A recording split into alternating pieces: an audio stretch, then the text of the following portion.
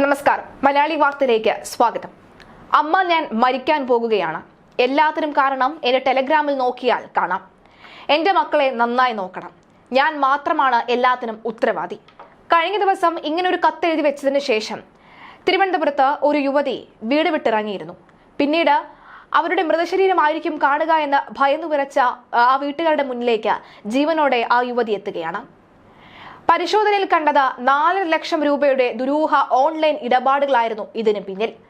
Online തട്ടിപ്പിൽ കുരുങ്ങി 4 ലക്ഷം രൂപയോളം നഷ്ടമായതിനെ തുടർന്ന് കാണാതായ യുവതിയെ തിരച്ചിലിനൊടുവിൽ കണ്ടെത്തിയിരിക്കുകയാണ്.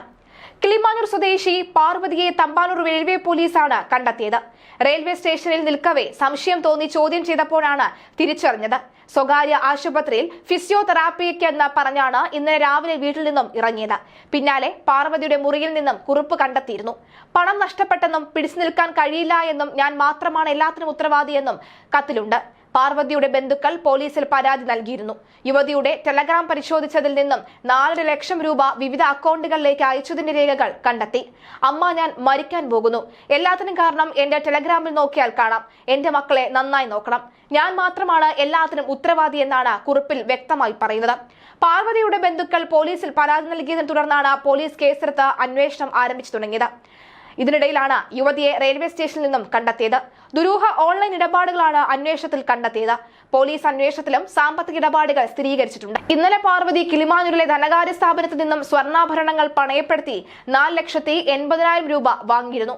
ഇതിൽ 2,92,000 രൂപ ആദിക് നലാഖി എന്നയാളുടെ ഉത്തരേന്ത്യൻ അക്കൗണ്ടിലേക്ക് ട്രാൻസ്ഫർ ചെയ്തു.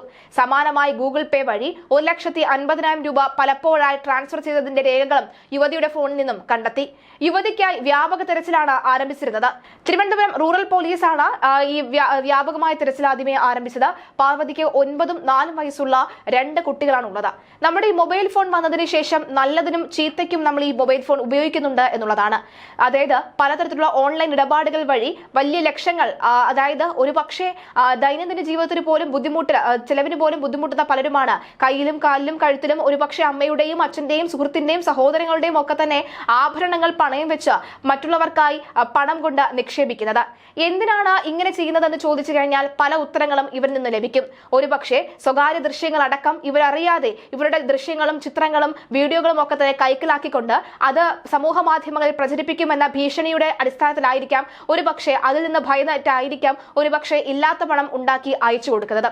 ഉത്തരേന്ത്യൻ സംസ്ഥാനങ്ങളിൽ നിന്നും ഇത്തരം തട്ടിപ്പുകൾ ഇതിനു മുമ്പും പലതരത്തിലുള്ള ജീവനുകൾ കവർന്നെടുക്കുമ്പോഴും അത് വാർത്തയായി വരുമ്പോഴും അയ്യോ പാവമെന്ന് മാത്രം പറഞ്ഞു നിർത്തുകയും എന്നാൽ പിന്നീട് അതേ അനുഭവം അവരുടെ ജീവിതത്തിൽ വരുമ്പോൾ ആ വാർത്തയെക്കുറിച്ച് ഒന്നുപോലും ഓർക്കാതെ ഇങ്ങനെ ഇത്തരത്തിലുള്ള ഓൺലൈൻ തട്ടിപ്പുകളിൽ ചെന്ന് വീഴുന്നുണ്ടല്ലോ എന്നോർത്ത് അയ്യോ കഷ്ടമെന്ന് മാത്രമേ നമുക്ക് പറയാൻ സാധിക്കുകയുള്ളൂ.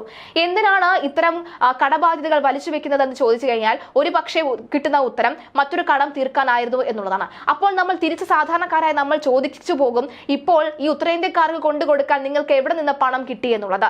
ഒരു പക്ഷേ ഈ തുക തിരിച്ചടയ്ക്കാൻ പറ്റാത്തവർ പലപ്പോഴും അവരുടെ ജീവൻ നഷ്ടപ്പെടുത്താൻ തന്നെയാണ് തീരുമാനിച്ചത്. ഇതിനു മുമ്പും കോട്ടയത്ത് ഒരു കുടുംബത്തിലെ 4 പേരുടെ മരണത്തിന് കാരണവും ഇത്തരത്തിലുള്ള ഓൺലൈൻ തട്ടിപ്പ് തന്നെയാണ്.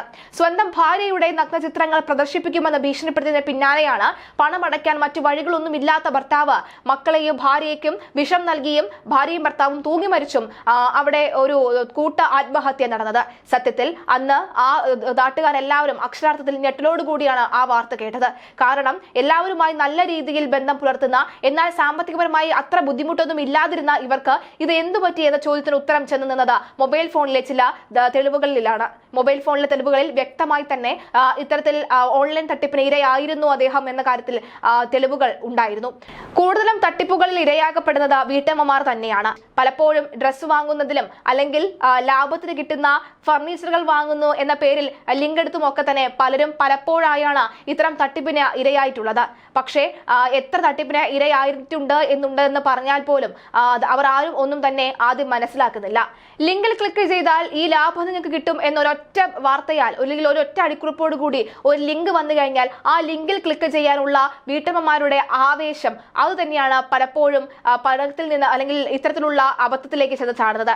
വീട്ടമ്മമാരെ ഒന്നടങ്കം കുറ്റപ്പെടുത്തുന്നില്ല. ഈ ഗ്രഹനാഥന്മാരും അത്രയ്ക്ക് മോശമൊന്നുമല്ല. ലിങ്ക് കണ്ടാൽ കയറി ക്ലിക്ക് ചെയ്യും. പിന്നെ അക്കൗണ്ടിൽ നിന്നും പണം പോകുന്ന വഴി അവർക്ക് അവർക്ക് അറിയാതെയാകും. എന്തായാലും ഇവിടെ ഇപ്പോൾ ഈ പറയുന്ന 9ഉം 4ഉം വയസ്സുള്ള കുട്ടികൾക്ക് അമ്മ നഷ്ടപ്പെട്ടിട്ടില്ല, അവരെ തിരിച്ചു കിട്ടിയിരിക്കുകയാണ്. ഏകദേശം 9 ലക്ഷത്തോളം രൂപയുടെ കടം ഇവർക്ക് ഉണ്ട് എന്നുള്ളതാണ് മനസ്സിലാക്കാൻ സാധിക്കുന്നത്. എന്തായാലും ഇവരെ തട്ടിപ്പിന് ഇരയാക്കിയെങ്കിൽ ഓൺലൈൻ തട്ടിപ്പ് നടത്തിയവർക്കായുള്ള തെരച്ചിൽ ആരംഭിച്ചിട്ടുണ്ട്. പക്ഷേ തെരച്ചിൽ എത്രത്തോളം വിജയകരമാകും എന്നുള്ള കാര്യമാണ് സംശയം. കാരണം അത്തരം വിജയിച്ചതുമായി ബന്ധപ്പെട്ടുള്ള ഒരു തരത്തിലുമുള്ള കേസുകൾ നമുക്ക് ഇതുവരെ ഉണ്ടായിട്ടില്ല എന്നുള്ളതാണ് മറ്റൊരു വാസ്തവം.